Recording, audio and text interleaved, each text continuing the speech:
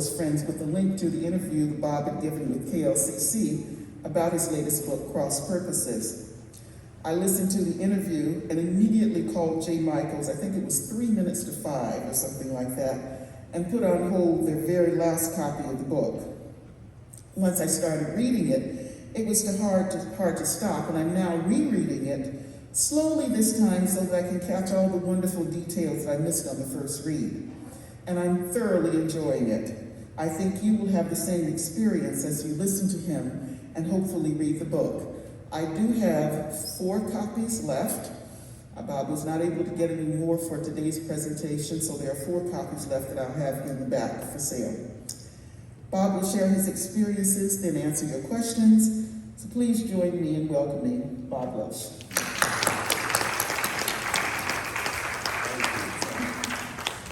Well, thank you, Martha. I appreciate that. And yeah, gravity's not going to work there.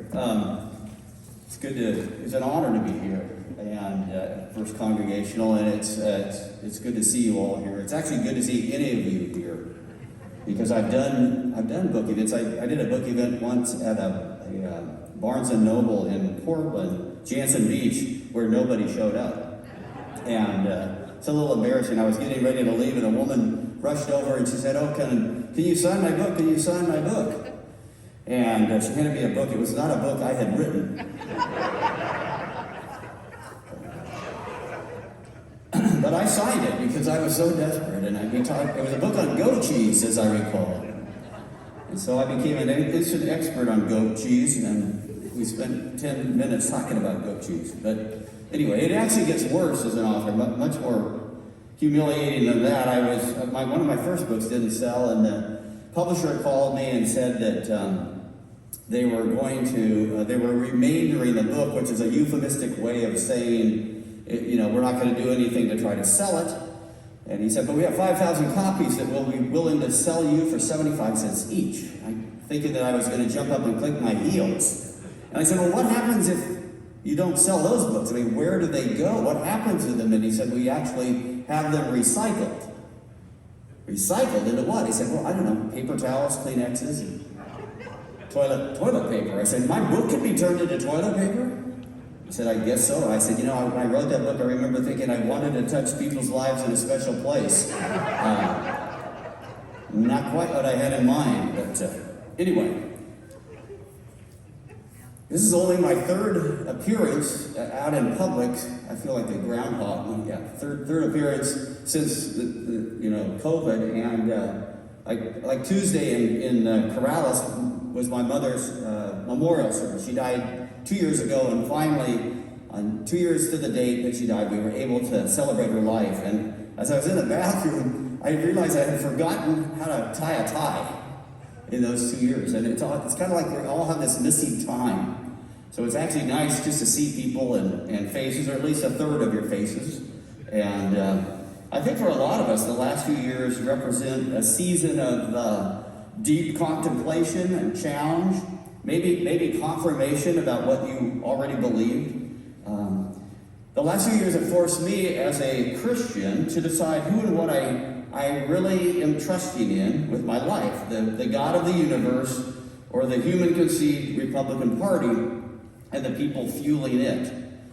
I left the Register Guard in December of 2013, after nearly 25 years at the paper. Anybody remember the Register Guard? That was a beautiful paper. I think I'm still going through some PTSD about all that, but that's a whole nother talk. Anyway, I left the paper, and everything went well. I had the largest book deal of my life, and until I got fired at the end. And suddenly we had added on this great room on our house for all of our grandkids. We have 5 grandkids who live within 10 minutes of us. And then I lost this book deal, and I told Sally, my wife, I said, I gotta get a job. I need something like just half-time, just to get some money coming back in. And then if I just work half-time, I can then still write my books and stuff. And so we sat on our back deck on, I remember the date, June 1st, 2016, and I prayed a prayer that night. I said, God, I really could use a job. And I'm kind of desperate. I said, And I don't mean to be picky, but I wonder if it could just be halftime. The next night I was out watching a grandson play baseball when my phone buzzed, and it was Jack Wilson, the editorial page editor of the Register Guard, offering me a job. It was the associate editor job, or basically the letters to the editor. You go through all the letters and you copy edit the page and write an occasional letter editorial yourself. And he said, I think you'd be a perfect fit. And he said, there's one problem. I said, what's that? He said, it's only half time. I said, Jack, you're an answer to my prayer. But anyway, I went back to work and I started right between the two conventions in 2016, which is an interesting juxtaposition. And I figured over the next 2 years, I read over 25,000 letters to the editor, most of which were about Trump. And I read thousands of editorials and op-ed pieces. And I really began questioning. I wasn't questioning God. I was questioning the evangelical faith of which I had been part. And I began to see that for nearly half a century, I'd been quietly complicit in trusting in a sort of a political engine that fueled evangelicalism. I thought back and how the moral majority in 1979 came on the scene and then replaced by the Christian Coalition, and then Rush Limbaugh came on the scene, and then Fox News joined the scene. And I can't say that I ever fully embraced any of them, but I didn't denounce any of them either. I watched, and when Trump came on the scene, and I saw a lot of my friends and fellow evangelicals ponying up to Trump and the far right, I began feeling queasy, uneasy with my alignment with the far right. I think back to Matthew 22:37, when the Pharisee asked him, so what are the commandments are most important? And Jesus says, love God with all your heart, mind, and soul, love your neighbor as yourself. Of all the things that matter, it's not about rights, it's not about power, it's not about singling a certain group of people out to be special and singling other people out to not be special. It's about love. And it kind of took me back to my original days as a Christian, back when I was in high school, and I would go to Young Life meetings and we would sing a song that said just that. They will know we are Christians by our love, by our love. They will know we are Christians by our love. Meanwhile, Trump and the far right were emerging as bastions of anti-love. Bastions of power, greed, and me-firstness, us-firstness. Trump demeaned women, he denigrated people with disabilities, he dissed war veterans like John McCain, but weirdly, the more he stood for hate and division and power, the more evangelicals warmed up to him and defended him at every turn. In the wake of Trump's lewd Hollywood access comments about having his way with any woman he wanted, Beth Moore, a popular evangelical Bible teacher, dared to stand for women like herself who'd been sexually abused. She said, that's not right. The evangelical response? Attendance at her pre-COVID events plummeted. She got hate mail. Churches refused to let her speak. Evangelical churches refused to let her speak. Why? Because she dared to stand up for women who'd been sexually abused. She wasn't aligned with the far right. Evangelical pastors insisted that she recant her statements, because even if they wouldn't say they were anti-Trump. Now here's the interesting thing. The Republican National Committee itself suspended all support for Trump after those remarks. A number of prominent Republicans, including John McCain, rescinded their support for Trump. But the evangelicals doubled down. They defended him. Franklin Graham, Billy's son, James Dobson, the Focus on the Family guy, Ralph Reed. They all said, you know, in the big scheme of things, this is what they really were saying. In the big scheme of things, this isn't that important. This election is about more important things like abortion and this and that. For the evangelical bigwigs, the limbo bar of moral reprehension could never be set low enough with Donald Trump. They would always defend him. And I got queasier and queasier. I did not vote for him in 2016, which made me a traitor to the tribe. 81% of evangelicals did. When I briefly entertained hope that once he got elected, that he might surround himself with people who could sort of help him get on a more proper moral trajectory, I soon realized that was wishful thinking. Henry Cloud, the author of a book called Necessary Endings, and a professing Christian, wrote that there are three types of people in the world. There's wise people, there are foolish people, and there are evil people. The difference between, I'm not going to deal with the evil people right now. I'm going to give Trump some slack here and just call him foolish. But the difference between wise people and foolish people, he writes, is how they react when confronted with truth, feedback, correction, when they make a mistake. Wise people recant. Wise people humble themselves. Wise people look at the truth and say, how can I be better? And foolish people double down. And as I say in my book, when we started looking at the 2020 election, we weren't talking about giving just a regular politician another chance at the president. We were talking about hiring a fool. I realized that even if it was painful, that I've been foolish to blindly accept that my evangelical faith must meld with far-right politics. I needed to default not to what I call the tribe, the evangelical, but to Jesus' call to love God and love others. It was as if growing up and coming of age as an evangelical, I realized that it was like in the motorcycle of faith, the sidecar of far right just always went where faith went. If you were evangelical, then your far right politics just went where the faith went. And what's happened now, of course, is the far right is driving the motorcycle, and the evangelical faith goes wherever the far right goes. I remember 20 years ago, I hired there was no doubt when Jack Wilson hired me as the editorial page editor. I said, you know, I'm not far to the left. I'm kind of a moderate to conservative guy. He said, that's okay. You'll do great. You'll do great. And I remember one of the first things I did when I became features editor is I hired someone the opposite of me. She was edgy. She was young. She was well pierced. She had tattoos. And she was a great writer. And anyway, I remember at one point she came to me and she said she'd like to write a story about a particular Christian organization in town. And I said, go for it. And when she wrote it, I was very impressed with it. It was well done. And in fact, when I went to church on that Sunday when the big spread came out, a professor from that organization, it was NCU, I'll just give it away.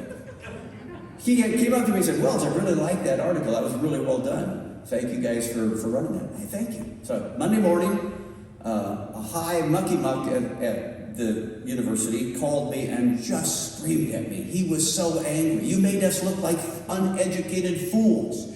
What would I expect from the liberal media? Blah, blah, blah, blah, blah. I said to him, that's funny you mentioned that because Ernie, so-and-so, one of your professors, I saw him at church yesterday, and he went on and on about how much he liked it. And there was this pregnant pause. And he said, wait, you go to the same church as Ernie? And I said, I do. And I don't know what he was so incredulous about that I went to church, or that I went to church with Ernie. I think that I went to church, but he said, Bob, I'm sorry, I didn't realize you were one of us. It was easy to feel sort of smug about being the victim of something like that, but I also remembered a time when I was at the Eugene Library, and there was a little girl and her mom far down the shelves, and the little girl was singing something, and she was dressed as sort of a hippie wannabe, kind of dressed like her mom.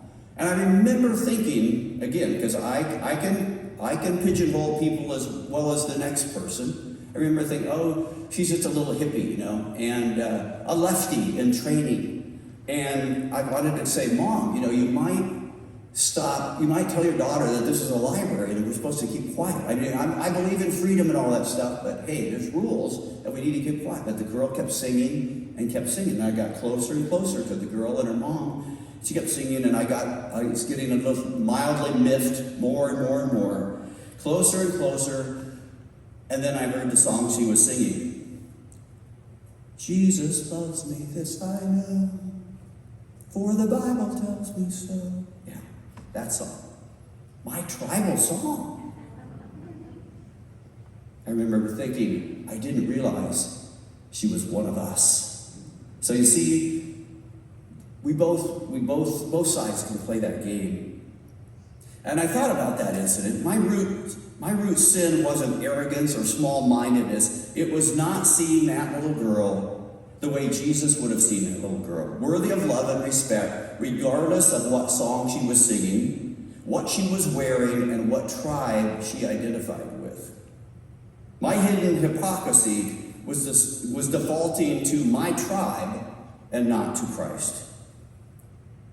So in 2018, as I pondered what was happening regarding Trump and people of faith, I realized he didn't turn evangelicals away from the things of God. Trump supersized the kind of me-first thinking that the moral majority, the Christian Coalition, Limbaugh, Fox News, had been fanning the flames of for decades. A lot of people think that evangelicals just overnight turn from this type of people to this type of people.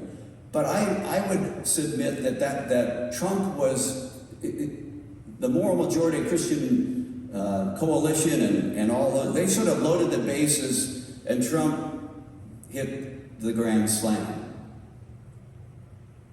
And I began sensing I need to write a book about this. But frankly, the idea of that petrified me, because most of my friends voted for Donald Trump. And let me tell you about some of my friends. They're compassionate, they're loving, caring, they're funny, they're not evil people. They're people I like being around. But suddenly I started realizing that people that sit next to me at church who value what I value, who maybe vacation with me in Yawhats, they just see the world totally differently than I see the world. I had no idea how evangelicals could bow down to Donald Trump, which is in essence what was happening.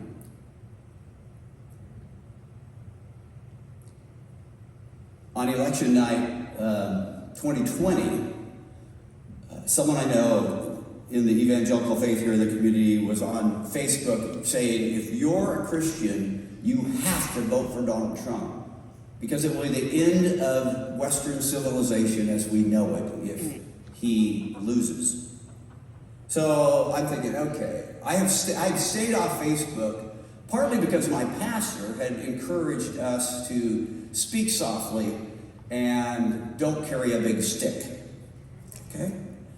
So I went off Facebook and wrote a direct email to this person, and I said, I'm a Christian, and that's why I can't vote for Donald Trump.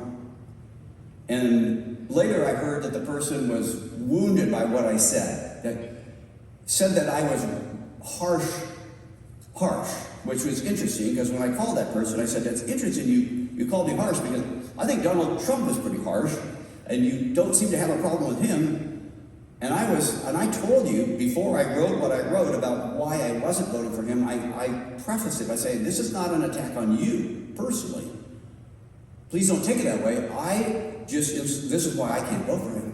And this person said, oh, I don't think Trump is, I think he kind of uses the tough guy thing as a persona. I think behind the scenes, all I've seen and read about him, he's a really nice guy. So I told my wife later, I said, if I continued the conversation, I was going to wind up having to apologize again. And at one point, this person said, if they do not reverse the results of the election, I'm like, Jesus, take me home. I don't want to live. And that is the moment that I knew I had to write the book. Because this is somebody I really respected. And I just told Sally, I said, I can't believe that people who profess to trust in Christ, they're really trusting in Donald Trump. There's just no other way you can say it. Trump became the mother at the wedding who, when she stands up, when the bride comes in and she stands up, everybody stands up. What Trump did, evangelicals did. If Trump had come out against COVID from the get-go, he would be president right now, and the COVID rate would be a fraction of what it is. But because the left took COVID seriously, and I guess I should have my mouse back up, he could not take it seriously. Because for Trump, it isn't about the truth. It isn't about what's best for people. It's about how do I win. That's the only thing he knows how to do. It's the only thing he was taught as a child, and he honestly believes it's all about me winning, and it doesn't matter if everybody else loses. In September 2020, a good Christian friend of mine, an author, it's Jane Kirkpatrick, dared to speak up for people of color in a newsletter. 60 of her subscribers canceled overnight. A member of her board quit, and another rebuked her in a 2-page letter. As she told me, it felt like a shunning. Why? Because I dared to say that Black lives matter. Boom. Suddenly, you, to these evangelicals, were the enemy.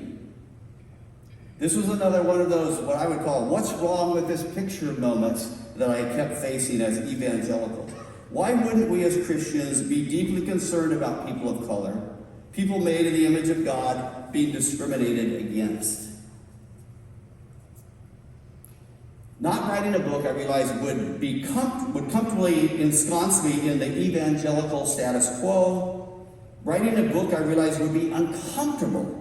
And I realized that's exactly why I had to write Cross Purposes. Because a big part of the problem, I realized, and I sat down in parking lots at Starbucks and interviewed 50 people over a year's time for this book. I realized that a lot of it has to do with comfort. Evangelicals felt uncomfortable. We should be the people who forget about our own comfort, but try to feel how other people are being uncomfortable. But we don't do that. We default because, again, the moral majority, the Christian Coalition, Foxes, they've all told us it's all about us. It's about our comfort. It's about Christian nationalism. It's about us wrapping our arms around the flag and feeling good about our country. At the expense of immigrants, at the expense of people of color, at the expense of all sorts of people. It's about our comfort. And so I think that's a big reason why people evangelicals ponied up to Trump. It was comfortable. It would have been easier for me to not write this book, for me to stay at my church. We left the church about 6 weeks ago. Wasn't a bad church. It's got some really great people. It's not a church that suddenly changed overnight. It's just not where we need to be right now. So I have no idea what the future looks like. But I just know that, and Sally totally agreed with me, we could no longer be there.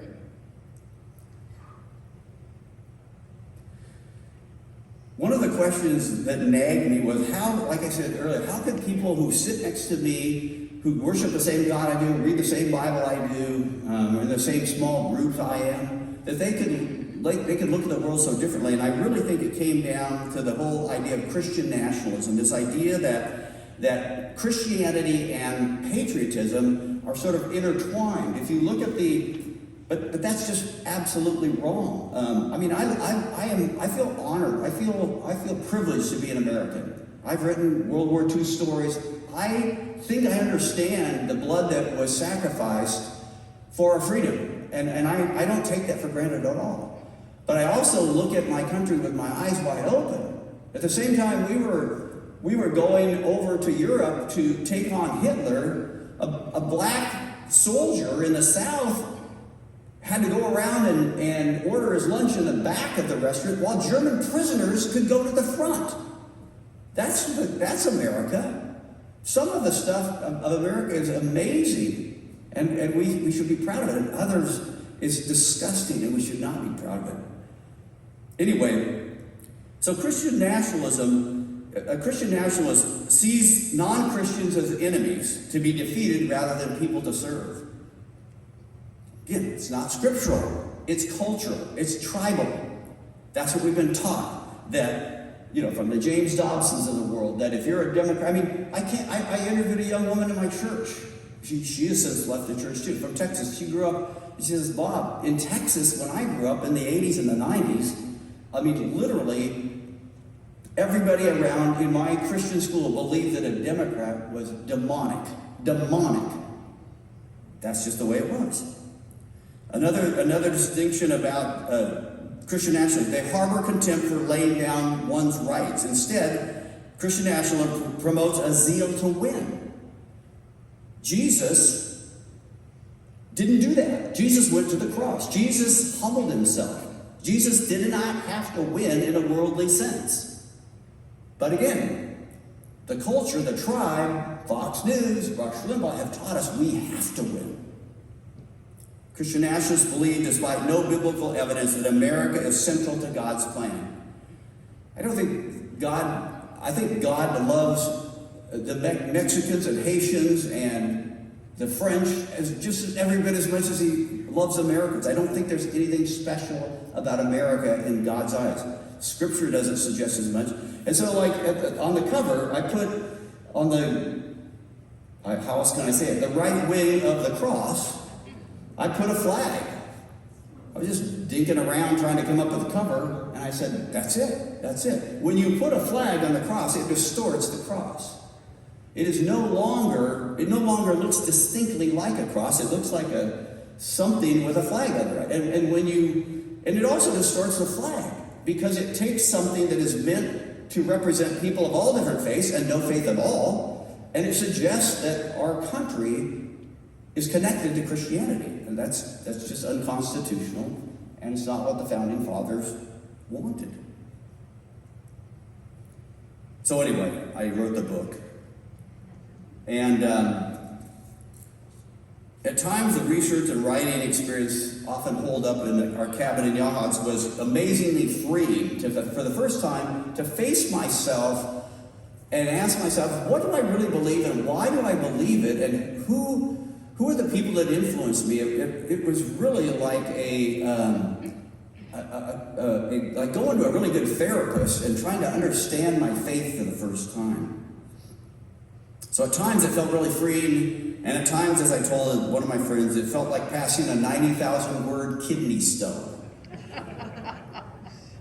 Because I knew it was going to honk off a lot of my friends.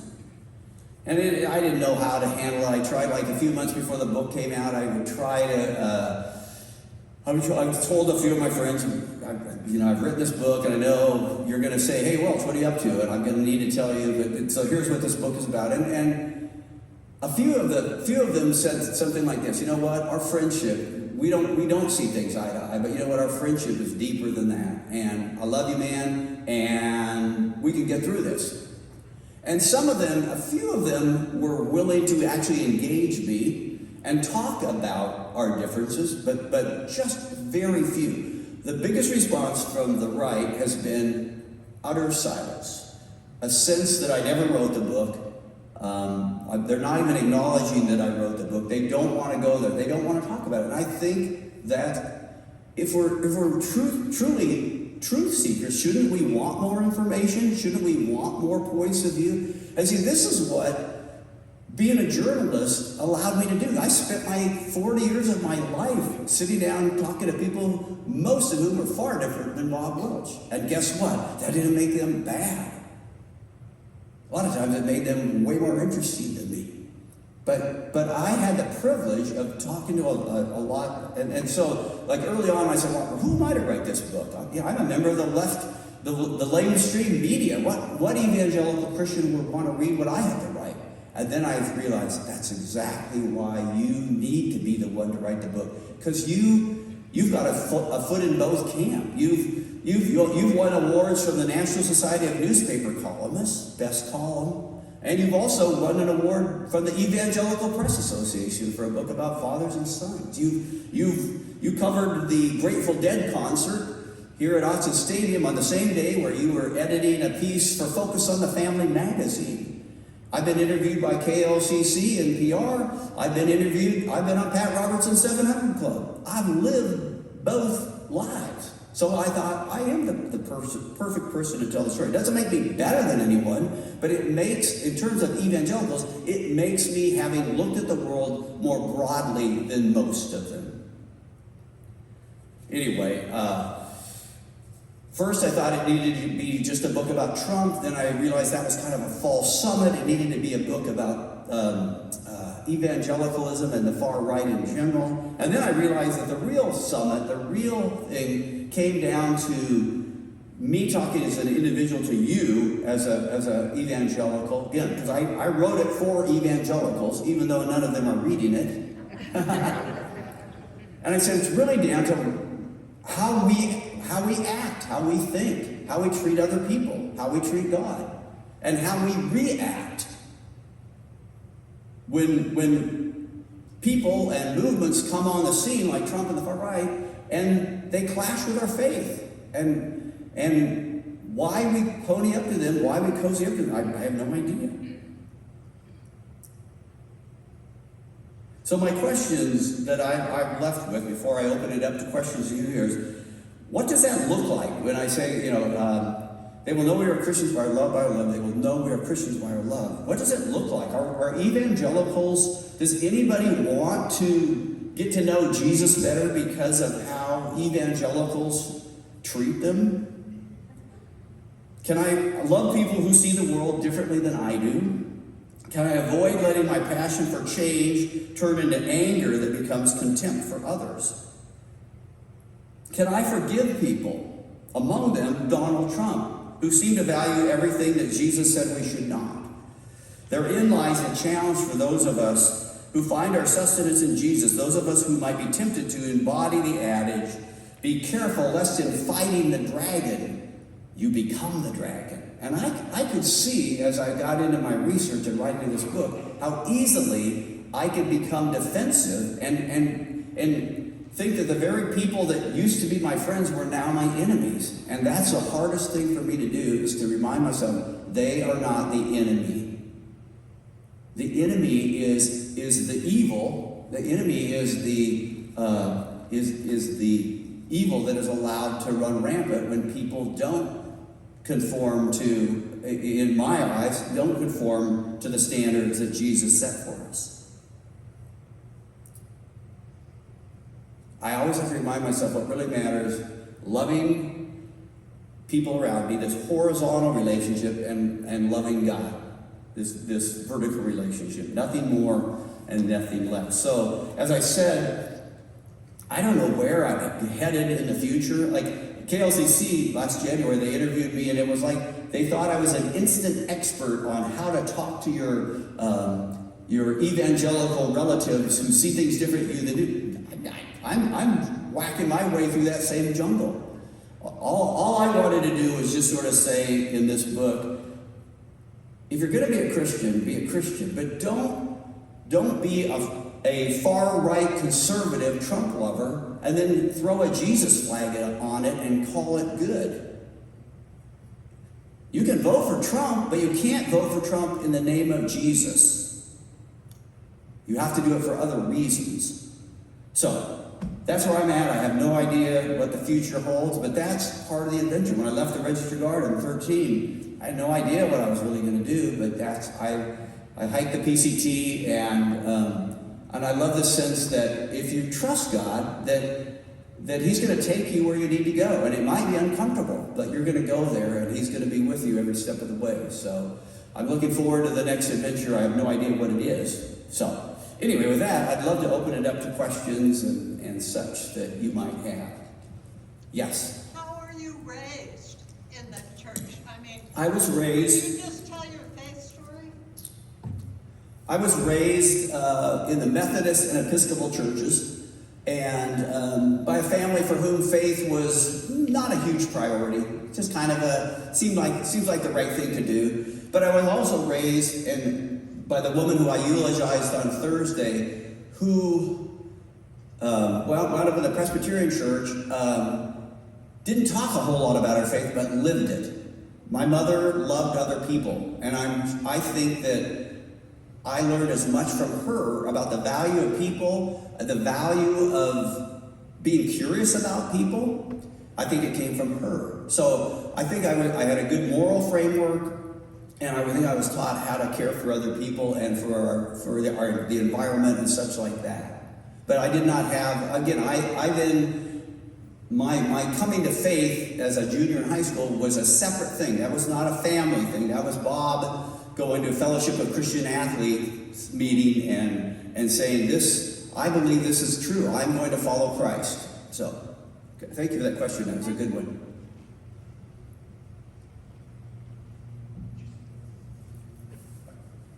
Bob, did anybody in your church actually read the book and be willing to debate you or talk to you about it, or were you just rejected because you kind of backhanded Trump and nobody cared beyond that? Great question. I could count on one hand the number of people in my church who I know have read the book. Maybe two hands have read it. I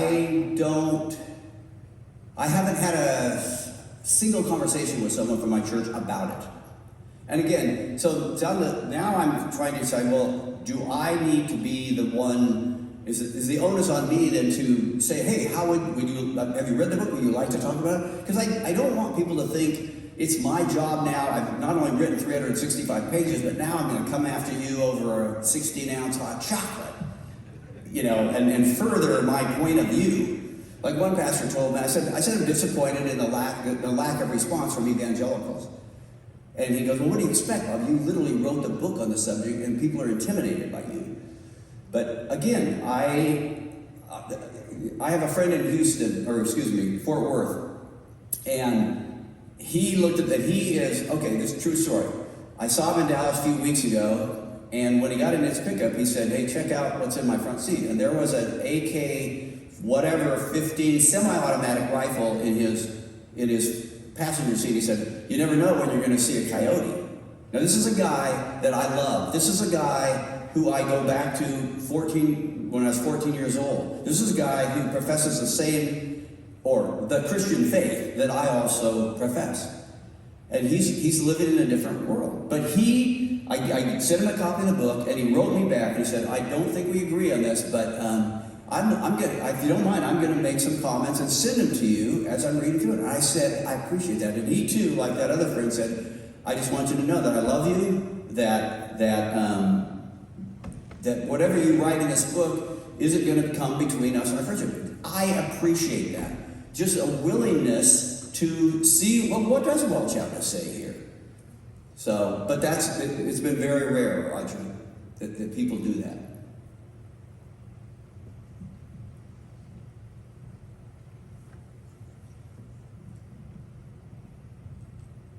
I'm from Arizona, and we had some people speak at the Stanford Club, and one of the things that came out was kind of amazing. Virtually every one of the people who like transgender or been thrown in that tribe had attempted suicide. It's just unbelievable what kind of personal hell they're going through that we don't appreciate.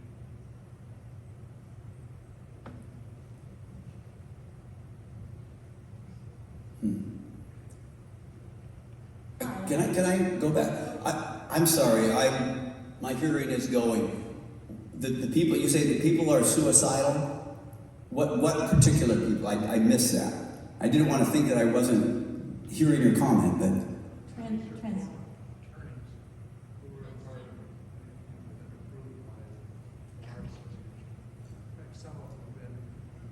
Accepted by the Bar Association. oh, okay. Mostly The people who ratified the elections, basically, they're getting so much heat. Okay, I've seen some programs like that, yeah, and that shows the depth of there's this hatred and distrust And it's not just limited to the right, but I think that most of it's coming from the right. And it's really scary. It's like nothing I've ever seen in my years as a journalist. So thank you for sharing that anyway. To me, it sounds like, you definitely have a faith struggle going on. We're all struggling in different ways with that as well. Did you speak to your former pastor about these issues? And it seems like that would be a real natural thing. Okay. Because people in the congregation are getting their direction from that pastor. Yeah, I would say I don't think I have a faith struggle going on. I think I think my struggle is about my place in the evangelical culture. I've not doubted God. In fact, I would argue that I spent so much time reading the Word of God, reading over 100 books in preparation for this. I think my faith deepened during this process. My struggle is with fellow evangelicals, and I've had some very surface level discussions with my pastor, but nothing in much depth. I don't get the feeling that he wanted to go there, and he did. I got the impression that he didn't think this was a good idea, and so we really haven't talked about it much. But I mean, I've had other pastors come to me, and evangelical pastors, one of whom, Ben Cross, the pastor at First Baptist Church, so impressed me because I first heard about him from a friend in town. We got in the car to go play golf, and I said, "What's new?" He said, "I'm leaving the church, First Baptist." I said, "Really, why?" All the pastor speaks about anymore is white privilege. And I said, "Wait a minute, the pastor at First Baptist Church, all he's talking about is white privilege?" And he goes, "Yeah, we're done." So after that day, I went home and started listening to Ben Cross's sermons. Wow, the guy was courageous. In an evangelical culture that isn't known for boldness in speaking out against racism, this guy was. So I called him and sat him down in a Best Buy parking lot over coffee, and I listened to him for 2 hours, and I thought, this guy is courageous. And he endorsed the book, and I have other evangelical pastors who've taken me out to coffee and said, this is great. What you did needed to be said, and you said it. But those are the minority number. Most other pastors simply don't want to talk about it, don't want to go there.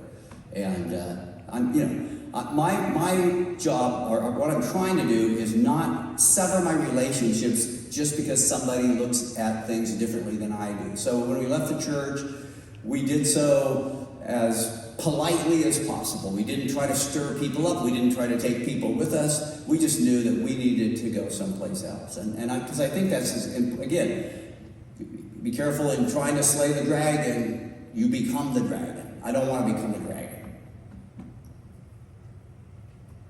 Good questions, thank you. Bob, I want to know what your number one consultant, whose name is Sally, the woman that knows everything, what did she have to say about the book? She who puts up with me, yes. Sally was on her own journey. We don't, as you don't need to be reminded of this, but we all come to faith and express our faith in our own individual ways. It's funny, we sort of started out here together, and then we kind of went separate ways over the last 5 or 6 years, and we wound up right back together. And I think we're fairly aligned in how we see the world now. But she needed to do it in a different way. I mean, she grew up in an extremely conservative family, and so there's a lot of stuff in here. Talks about peer pressure, basically. Even as adults, we think that peer pressure goes away. We're teenagers. No way.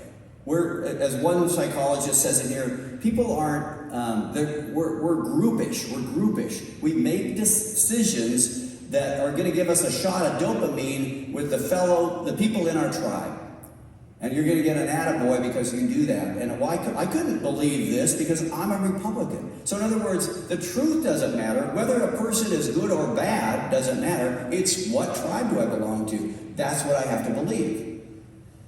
And so Sally and I are closely aligned, but she went her way, and she went through her journey, I went through my journey.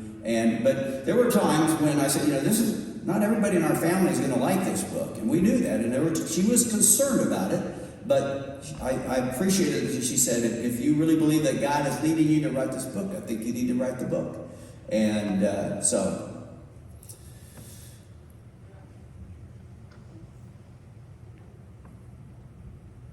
So I grew up in rural Indiana, and the Dover Christian Church was a quarter mile away, and we went every Sunday evening unless you were sick. My sister lives in the house I grew up in. We were married in that church. And the best man from his wedding, I'm friends with him on Facebook, and this week his post was, Biden says we should put the flag at half-mast because we lost 1 million people, but what about the 60 million babies? So he's completely politically different than us. I perhaps should read the book myself before, but I'll ask you the question. I'm sitting here thinking, I need to send a copy of that book to Steve. I need to send a copy of that book to Patty. What do you think? Do you recommend that those right-wing Trump supporter people should see the book? Thank you. A friend of mine in Houston who is an evangelical Christian and was not at all, he did not vote for Donald Trump and everything. He told me, I found what really works well is I give it to my evangelical friends and I don't say, I want you to read this guy's book so that you'll believe what he says. I want you to read this book so you'll understand where I'm coming from. Because this guy, this friend of mine, Bob Welch, has written a book that, for the most part, mirrors my feelings about the whole thing, too. And so I just want it for our relationship, you'll better understand it. It's pretty hard to, I think you have to be careful about being too harsh and sort of saying, you need to read this book, because it's just like a Christian who's going to pigeonhole a non-believer and say, you need to read the Bible and become a Christian. I mean, that's not probably going to elicit the sort of response you want. So I think that, going back to Jesus, what he said, love God, love one another. If we're going to do this, we've got to find, love's got to be part of it. And that's hard when people look at things differently and maybe they're angry and mean to us and they're doing things that you think are making the world a terrible place. It's hard to be loving in those cases, but that's our call. So, again, I'm not saying that because I've got it all together and I know how to do it. I'm on the same journey as a lot of you, just trying to figure it out. Yes? Yeah, so thinking back to the moral majority and your starting point, and then your pastor not wanting to talk with you about the book, I think a lot of us really appreciate how the Republican Party has benefited from courting evangelicals, but knowing that those relationships are transactional, how, in your experience, has evangelicalism benefited from that Christian nationalism? Yeah, good question. Yeah, I mean, God's love is unconditional. And politics is totally conditional. If you'll do this for me, I'll do this for you. And Trump clearly had no underlying love for evangelicals. And behind the scenes, he's quoted oftentimes as like mocking evangelicals. He just knew they were, on his space shuttle, they were the rocket that was going to propel him to where he needed to get. He could care less what happened to them once he got going into orbit. And so it was transactional. But I think what's happening in the church is, how can I say it? The church doesn't realize it's being hoodwinked. There's too many people who don't realize or are unwilling to admit they're being used by the right. They're being used. And guess what? The right's purpose and Jesus' purposes are not one and the same. And if you talk to a lot of evangelicals, they think that they are. And I use the metaphor, I said, when they put in a freeway, a lot of times the old Highway 99 or what, it'll wander along. And at times, it'll parallel I-5. But other times, the old 99 goes way out here. It's not close at all. And it's the same way with Republicans. There are some things in the Republican agenda that evangelicals may well that might align with Jesus's values, and but most do not align at all. But Christians, too many evangelicals don't seem to. They just seem unwilling to really think and question themselves. That's what bothers me about this and the reaction. I thought there was an elephant in the room that they don't like to talk about, and this book would maybe help lead to discussions about that. I've got, book club questions, but what's happened is now there's just one more elephant in the room for them. There's Trump, there's the far right, and now there's Welch's book. At least for people, nobody's read this book east of Leesburg, so I'm not suggesting that, nationally. I'm just talking about the people in my little sphere here in Lane County. Thank you for the question. There's a question up here and then way in the back. Can you hear me? Yeah. I think I haven't read your book yet, but you have a wonderful way of speaking and using metaphor and using examples to help people understand things. Thank you. And you have a lot of charisma, frankly. And so I think if you continue to reach out to people like professors at Christian colleges, at Bible colleges, and in evangelical and ministers, clergy in evangelical churches, I think you will find that many of them are hungry to expand the thinking of their parishioners.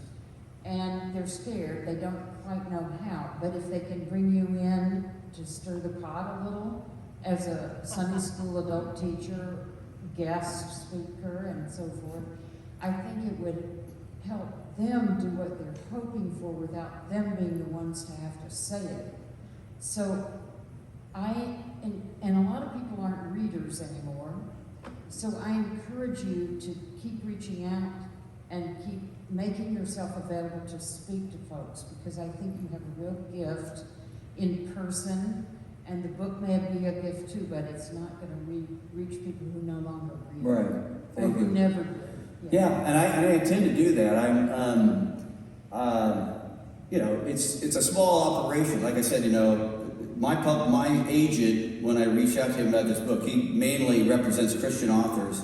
He said, well, there's not a publisher in the United States who will want to publish your book. So I self-published the book, and as I said, knowing I could make more money by schlepping Kung Pao chicken at a Chinese restaurant anyway, I knew that the idea wasn't to make money on this. It just needed to be said. And I plan on trying to, I'm very open to book clubs. I'm very open to churches, or I've spoken at one Rotary Club and it went pretty well. And I wound up talking to the first transgender person I've had coffee with in a while, and it was enlightening to me. And it came out of a Rotary Club. So I love the adventure. I love that when you get out in front of people, it leads to you learning more about the world and other people. And I plan on doing that. So thank you. Yes, in the way back. It's hard to use words that apply to special groups. We all know that. But I'm wondering, do you really mean Christian people, born-again people, evangelical Christians, or do you mean white evangelical Christians? I have a good question. Thank you. And in the introduction, I say that I've written this book for white Christian evangelical people. That's my audience, because I know that evangelicals are not monolithic. That an African American evangelical Christian looks at the world totally different, or oftentimes, than a white person. And foreign evangelicals, which make up 3/4 of all evangelicals, are outside of the United States. That there is a real difference. So in my introduction, I'm saying I'm writing this for white Christian evangelicals. Well, it's too bad they're not reading it. My question is, I was brought up by conservative Christian Republicans, and what is happening politically now doesn't seem like they stood for that. So, say in the 50s and 60s, I mean, when did this happen? When did politics and evangelicalism? I think the turning point was, a lot of people like to say, well, evangelicalism came out of Roe v. Wade in the 70s. Evangelicalism actually came because of desegregation and Robert Jones University wanting to not allow his students, a black student, to date a white student and still get money from the federal government.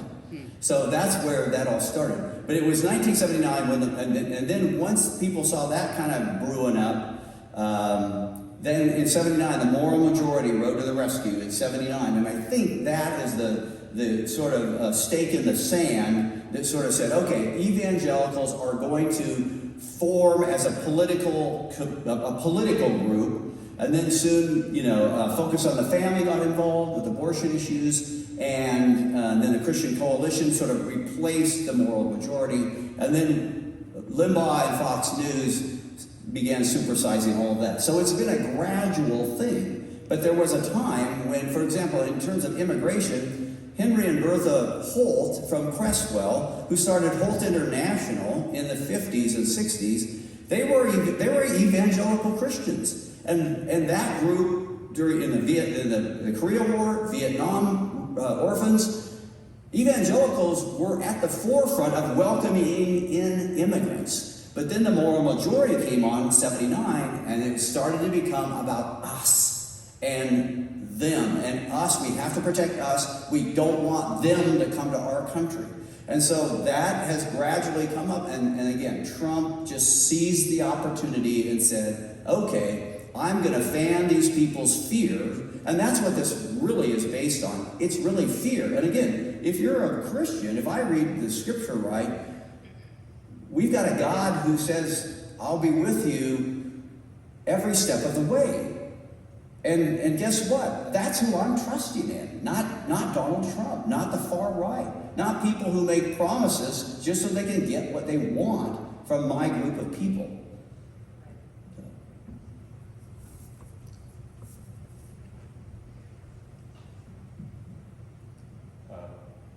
I grew up in this church, and this is partly an observation, but probably not accurate because I was so young. But Just put it a little closer to your mouth.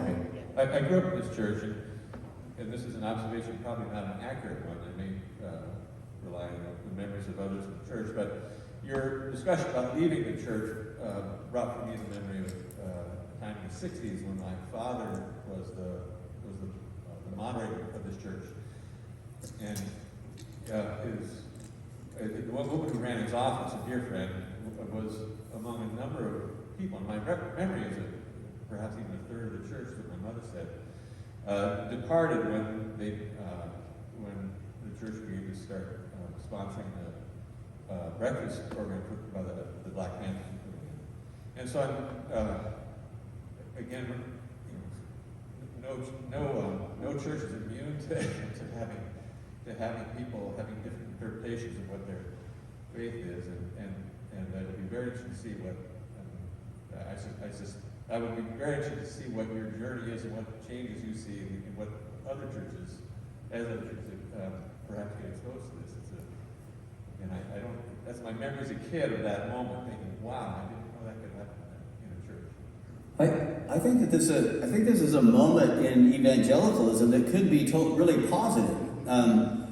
Ben Cross told me, he said, I just sort of believe that every few decades the church kind of needs to reinvent itself, and because he told me he lost when he preached about racism, he lost 25% of a huge congregation at First Baptist Church.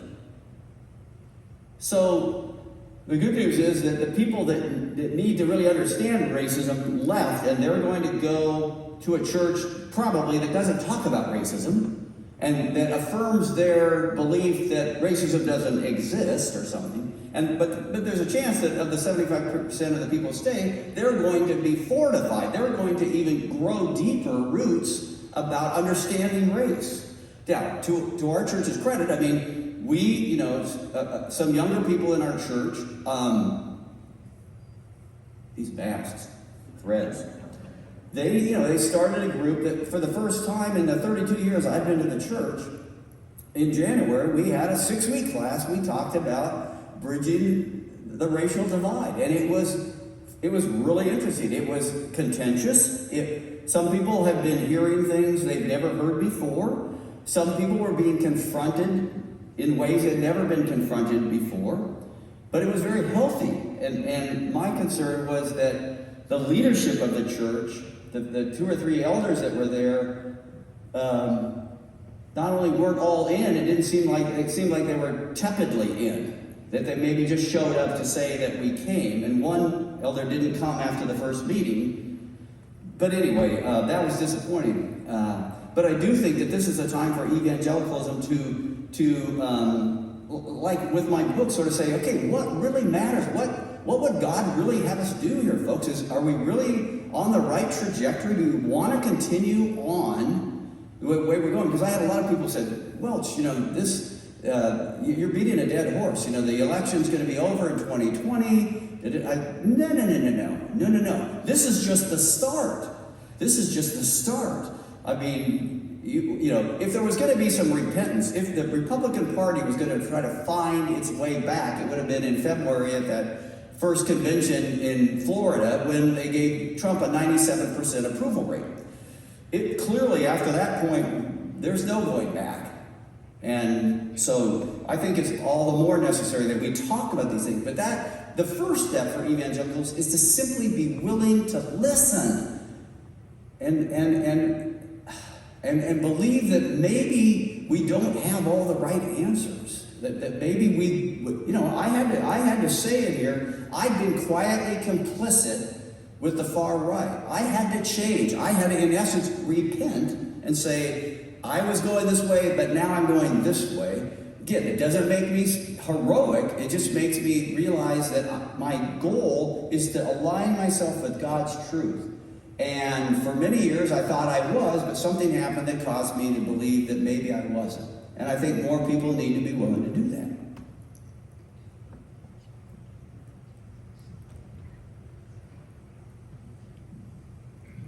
I've known Bob since we worked together at the Register Guard. He told me that he had written a book on this topic. I was privileged to get an advance copy and take a look at it from the point of view of someone who's going to nitpick all of the misspelled words or run-on sentences and so on. So anyway, I had a chance to read this book before it was published. My reaction when I first read it was that this is not a book to be read by evangelicals. I mean, it should be, but it won't be. I said it really is a book targeted more toward people like me, who rarely attend church, who was raised as a Presbyterian, kind of fell out over the years, haven't really been active in any church, but I was fascinated by the topic because as a fellow journalist, I've always had this feeling about Bob that he's betwixt and between.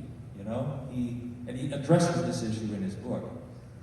There are a number of Christian journalists across the country today who have faced the same dilemma that Bob has. There's one named John Ward, who's a chief national correspondent at Yahoo News, a longtime reporter. And he wrote an essay in Christianity Today just recently that his profession has made him a better Christian. These are 2 sentences that he wrote. Journalism has empowered many of the most noble, the most Christian elements of my character. I have been discipled for 2 decades in how to discern what is true and false, and, probably more importantly, how to discern when there are no easy answers or solutions. I have been trained in pursuing truth without regard to whom it offends. I have also been given a sense of humility about what we can know for sure and how often we need to acknowledge that our point of view is limited and incomplete. So this is one reporter, and I know you feel the same way, Bob, who believes that your profession actually made you a better Christian. Can you talk about that a little bit? Sure. No, I would totally agree with that guy. I wish I'd had that op-ed piece in the Christianity Today so that I could have sold more books. But he beat me to the book.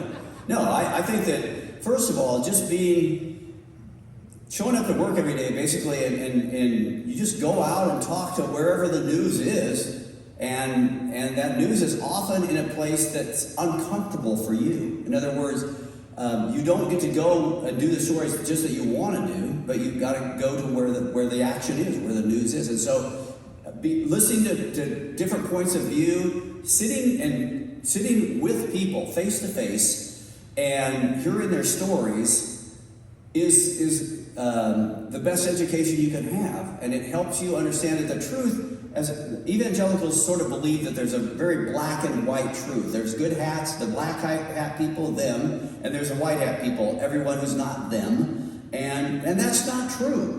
The truth is often all sorts of shades of gray, and there's a lot of people who are really righteous in these areas, but maybe have these Achilles heels over here. And as a reporter, you get to see all that, you hear all that, and you start to see that the world is not as black and white as some people would like to think. And I agree with this other thing, is that you are pursuing the truth. Now, the evangelical view of the media has been so distorted by Trump and who just remind people every day that we're evil, that we're out to get them and stuff. I mean, come on. I've worked at papers for 40 years, and did I see do I think that the media leaned left? I do.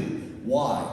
Because by a 5-to-1 ratio, most newsrooms have more liberals than conservatives. And so through implicit bias, some of your bias is going to come out in terms of how you select your stories, who you interview, what you choose to use from that interview, how you write the story, where you place the story.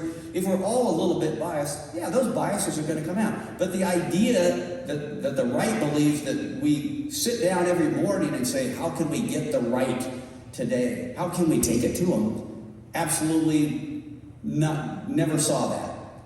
I had one editor at the Register Guard who, before a meeting, read an angry letter from a pastor, an evangelical pastor. And when I read the letter, I thought, oh my gosh, it's hard to believe we believe in the same God. And so, before this meeting, she said out loud, she said, well, that's a Christian for you.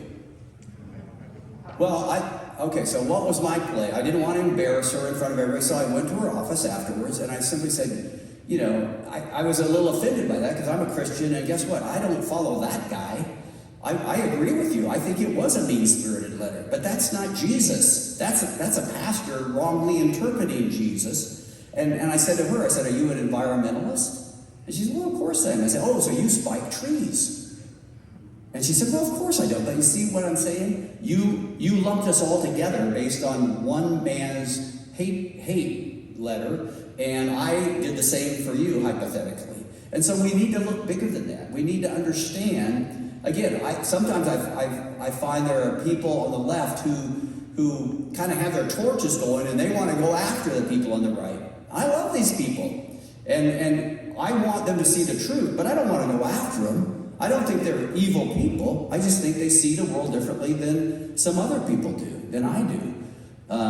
And that's the challenge, is to try to speak truth and try to have a conversation without hating those people. Anyway, so the newspaper business was good for me in helping me seek the truth and showing me different points of view. I do have one advice. When you mentioned that it was hard to get the evangelicals to read the book, I did some Google searching, and I found just the person for you to send a copy of your book and then have them write a review. Because in Elmira, New York, there is a Donald Trump, and you should have him endorse your book. There you go. I could just get Trump's endorsement. Yeah. I don't want to let something go that you said earlier, namely that you lost your mom and that you just had a funeral for her on Thursday. Thank you. And I just want to acknowledge that, because it takes real courage to be in the pulpit, to both do what you just did now, but also to eulogize your mom. Well, it means a lot to me. I appreciate that. Thank you. She was a great, great woman who lived a great life, and it was a true celebration of life. But I appreciate your sensitivity to that. You're welcome. Thank you so much. Thank you so much. Well, sure, I'm here and happy to hang around for a while too, if you like. Thank you so much. Thank you all for coming. As I said, I now have 4 copies of the book left, and I'm prioritizing those for people who will be coming to the Sunday morning discussion of that book. If you will be coming to the Sunday morning class, I'd love to get those copies in your hands because I do need you to read the book so that we can have the discussions for the next 2 weeks. If those are not taken, I'm more than happy to sell them to anyone else. So see me in the lobby if you'd like to get a copy. Thank you again, Bob. In terms of getting books, if you run out of books and you want books, J. Michaels and Tsunami, last I knew, had copies. And if not, can I just give you an email? If you just email me, we'll get a book to you. But I'm heading for the Pacific Crest Trail on Wednesday, so my wife will be sending it to you. But anyway, it's just bobwelch23@gmail.com. bobwelch23@gmail.com. And we'll, Sally will be glad to send you a book while I'm off traipsing around on the PCT. So thank you so much. Thank you very much.